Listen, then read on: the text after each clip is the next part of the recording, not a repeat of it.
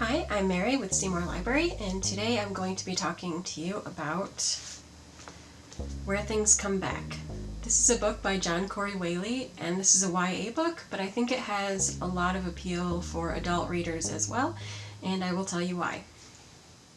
So the book is set in a small town in Arkansas called Lily, and when the book opens, we're introduced to the main character, Cullen, and he's just a small town boy. He's in high school and he's heading toward the end of his high school career.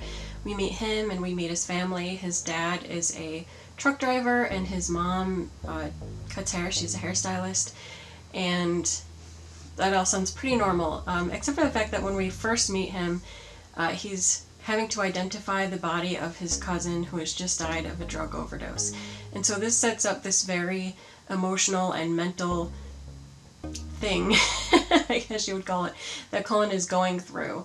It was a lot to suddenly have to handle that, and because of that, their aunt is staying with them, and Cullen's younger brother Gabriel is staying in his room. So we're immediately introduced to this dynamic between the two brothers, and they're very close.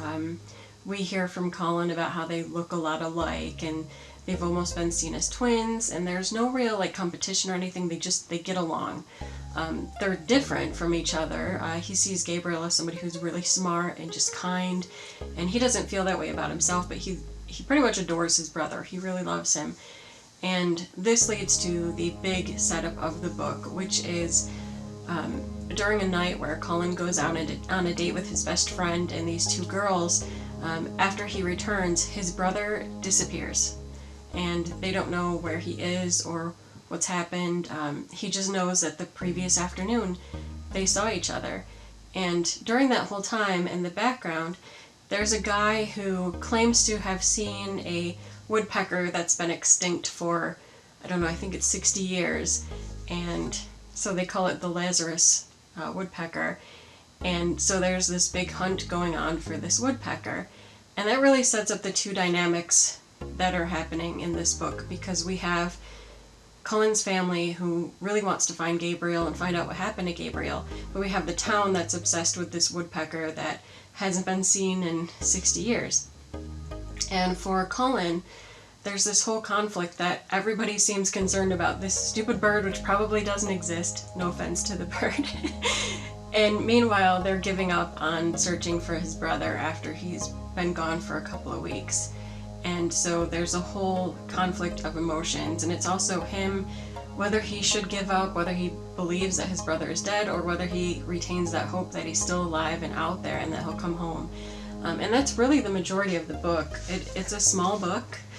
You can see too, this is a prize winner, so it won the Printz Award and I don't remember whichever, the William C. Morris Debut Award winner. So this is Whaley's debut book. He has written a lot of things since then. It's an older book now. Older. It's not that old. But it just deals with all of these amazing issues on top of this whole conflict about trying to find his brother and the family dynamics and the friend dynamics.